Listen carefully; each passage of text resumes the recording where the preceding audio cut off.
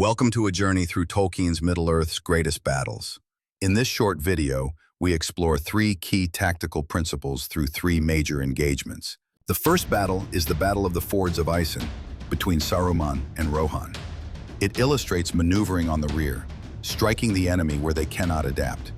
At the Fords of Isen, the Rohirrim hold a vital crossing. Their mission, to defend the fords and use them as a forward base for counterattacks toward Isengard. But Saruman knows the land. From the northern bend of the Isen, where the river narrows, his forces spread across both banks.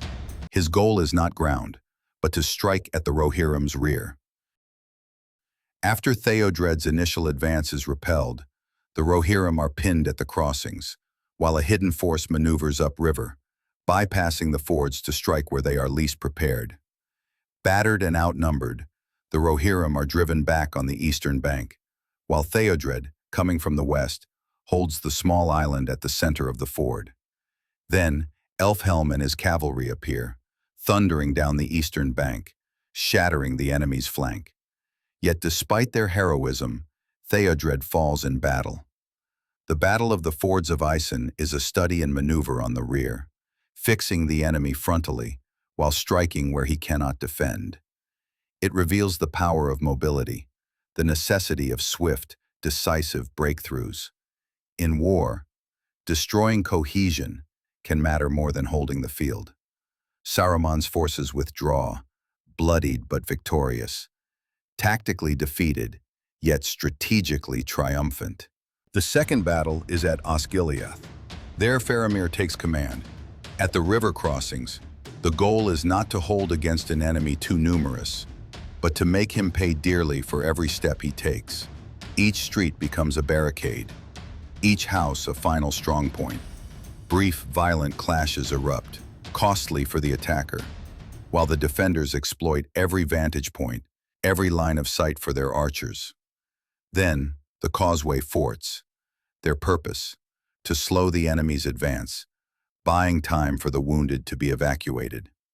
And when the order comes, the Gondorians fall back, in perfect order, disciplined and unbroken. As they near the city, the enemy grows bolder, led by a towering champion from Harad.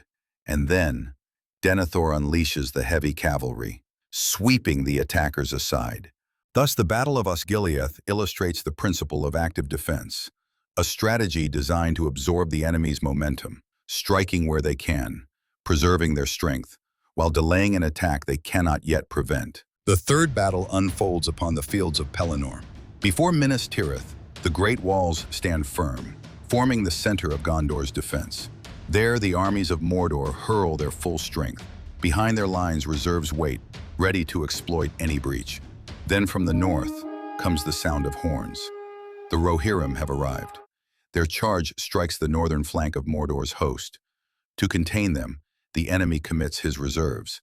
The units once held at Osgiliath, now drawn into the fray. The battle becomes total, all strength engaged, no force left in reserve. And at that very moment, sails appear upon the river. It is Aragorn, leading the men of the southern fiefs. They land upon the southern flank, striking where the enemy is weakest, where he can no longer react. The host of Mordor collapses. What began as a siege ends as a rout.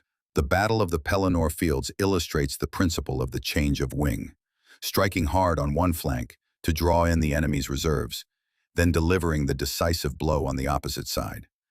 Even though this maneuver was not planned, its effect was devastating. A reminder that in war, forcing the enemy to commit too soon can open the path to victory. If you enjoyed this, subscribe and hit the bell to follow more tactics from Tolkien's Middle-earth.